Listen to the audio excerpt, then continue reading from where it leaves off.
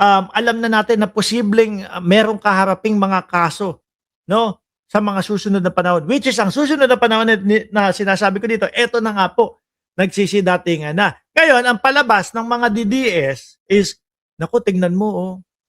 Yung majority ni Alan Peter Cayetano ay isa-isa na nilang kinakasuhan.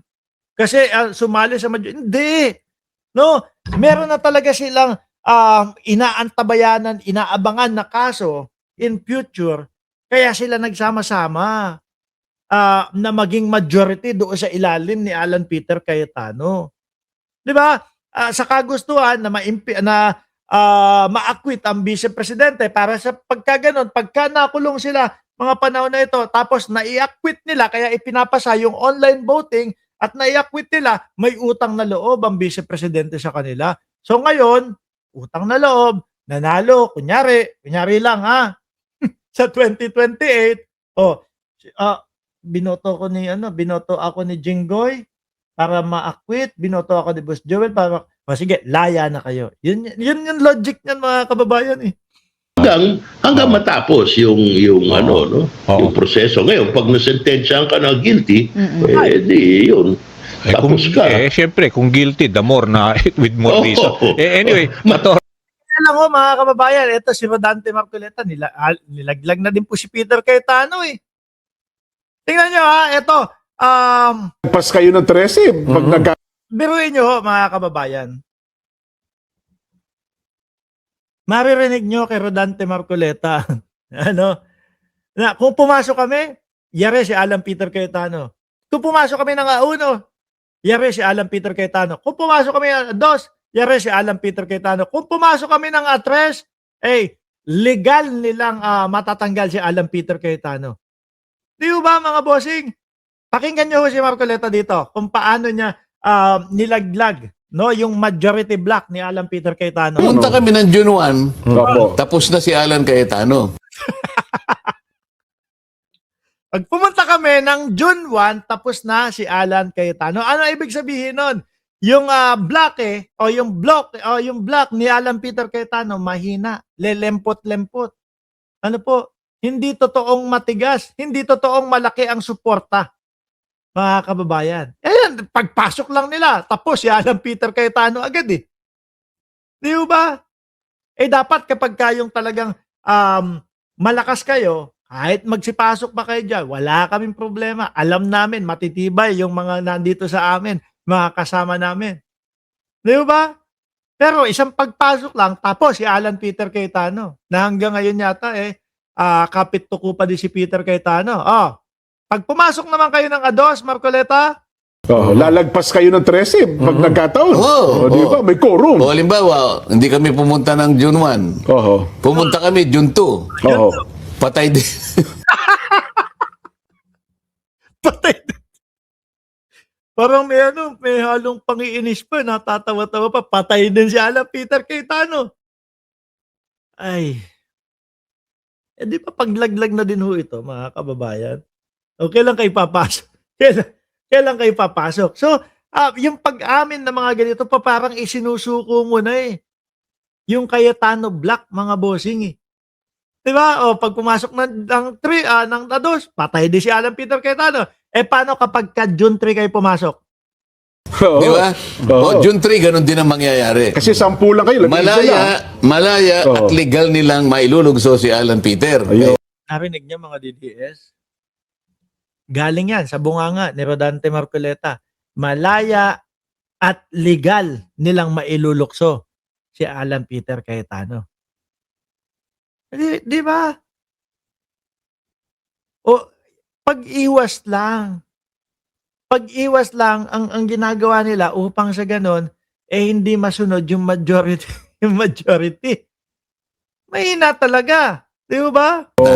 Kapag ka nagkagutuhan, talo kayo.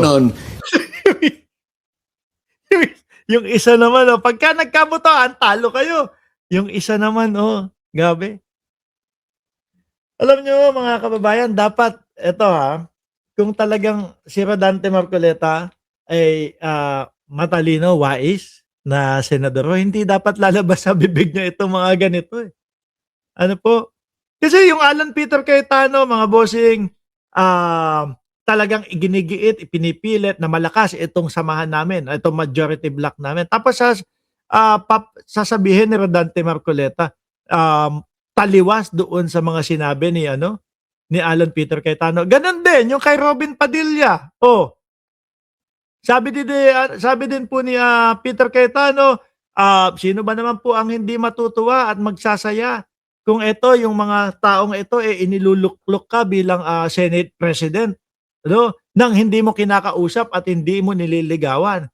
Pero nung nagsalita po si Robin Padilla, mga kababayan, ang putik na yan. Sabi, pinatawag po kami ni SP At pinatawag po kami ni Peter Cayetano bago yung pagpasok ni Bato doon sa loob ng Senado.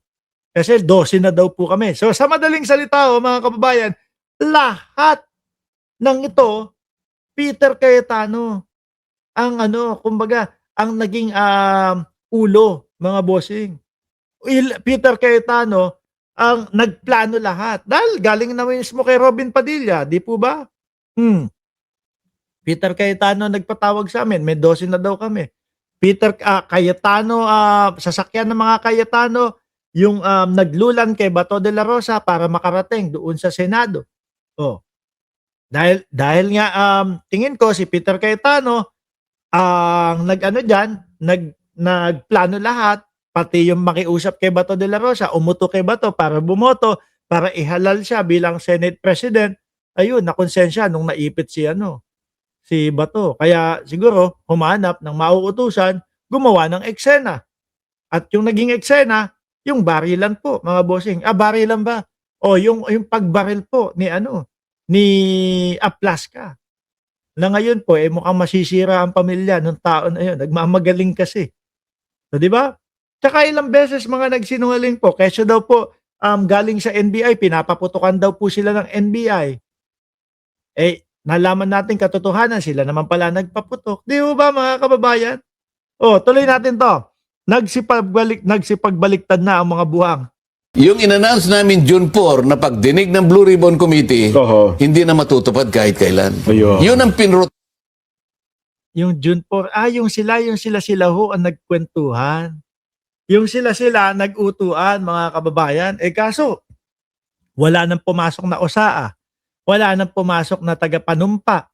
Wala na ho, di ba nung June 4 na ginawa nila, yung Green Committee nila, mga bossing, bakit green, verde? Pa DDS sila. Yan naman talaga yan. Wala na pong mga wala na pong mga, tawag dito? Wala na pong mga stop yung Senado. Pero nung kaila Erwin Tulfo, mga boss chief sir, na legit na Blue Ribbon Committee, ang nag-announce, eto merong telecast ang Senado. Pati stenographer, pumasok doon kay Sherwin Gatchalian, kay Erwin Tulfo, pero kay Marcoleta, wala. OSAA, wala. Diba? Sabi ni Ma'am Viola G, pati stenographer, umabsent. Pero nung kay kay Erwin Tulfo, pumasok ko.